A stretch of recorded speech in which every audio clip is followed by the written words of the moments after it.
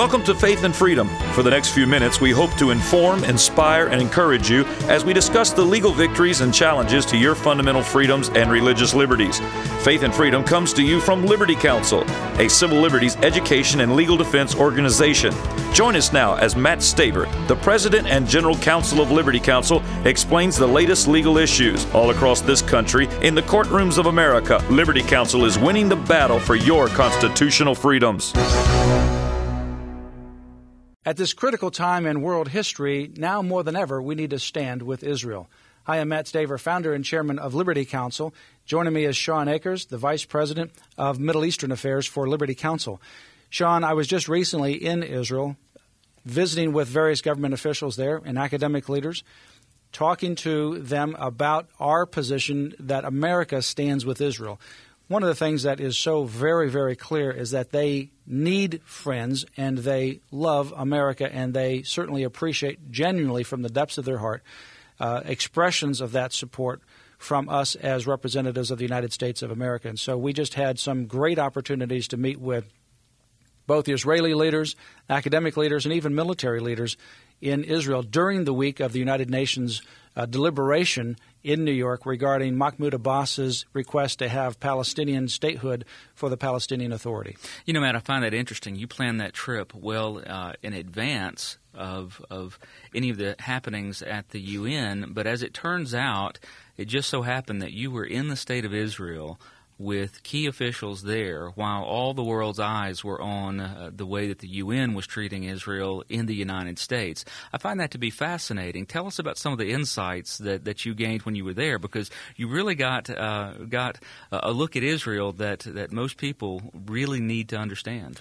Well, we really did, and it is a transformative experience. It was a great mix of both spiritual and educational and then fellowship throughout that week. And literally, people's lives were changed. One lady said it was the best week in her life.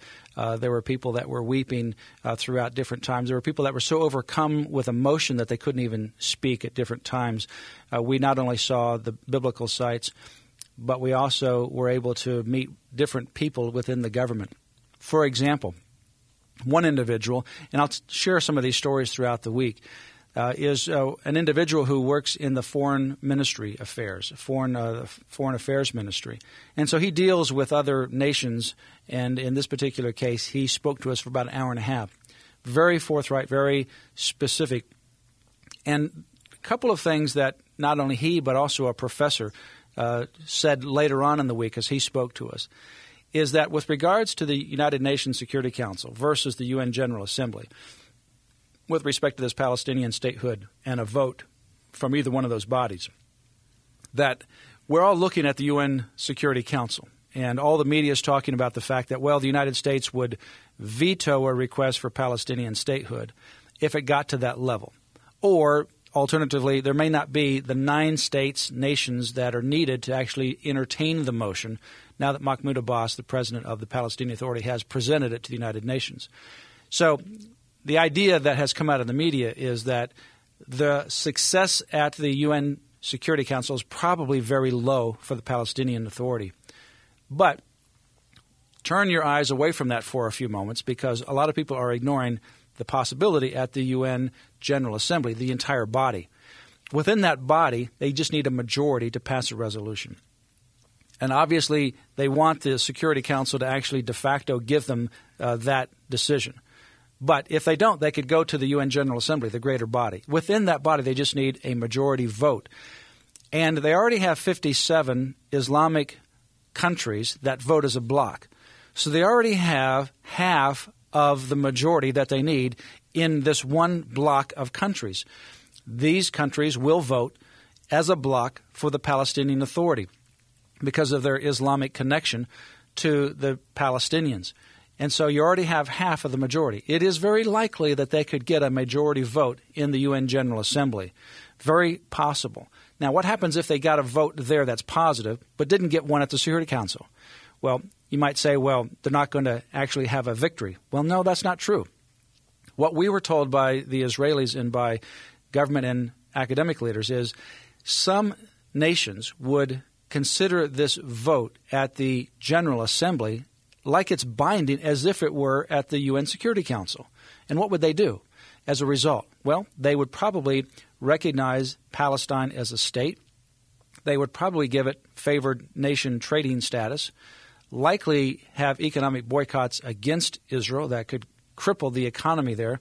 And more particularly, they would treat the Israeli government officials as individuals who are committing crimes against humanity because of the Israeli-Palestinian issues, and likely prosecute them and restrict their international travel. So it would be a devastating blow for Israel. Moreover, it would cause, I believe, an uprising within the Islamic-controlled countries so that Israel's security would be placed at even more significant risk.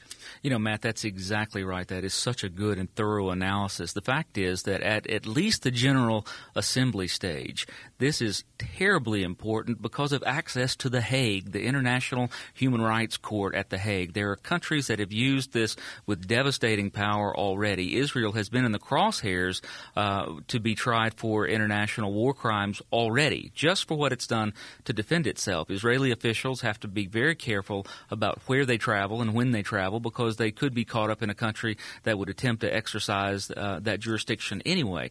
But going through the General Assembly and getting a head nod from a majority there would open the door, absolutely, to prosecution. I started to say persecution. That's actually more accurate. But prosecution of Israeli interest in The Hague. I mean, this is very, very important. It would. And what some people don't realize is what Israel is doing is defensive, not offensive. In fact, I spent the week with one individual who lives down near the Gaza Strip, down in the south. We didn't go down that area, down in the south by the Mediterranean. He lives within the distance of the rockets that were fired in August.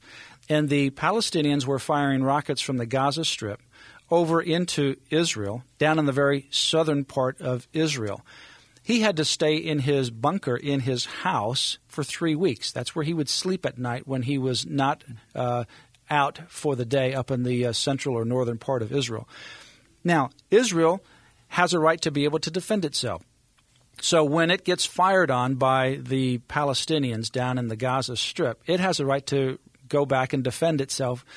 But when Israel goes back and defends itself, then this international community gets all in arms to say Israel is becoming aggressive. No, they're defending themselves. And in fact, one of the things that most people don't realize is if they find a place that is firing rockets or that is a munitions hold in the Gaza Strip, in order to prevent collateral damage, they will send text messages, cell phone calls to all the people in the surrounding area, and drop leaflets saying that they are getting ready to target this facility.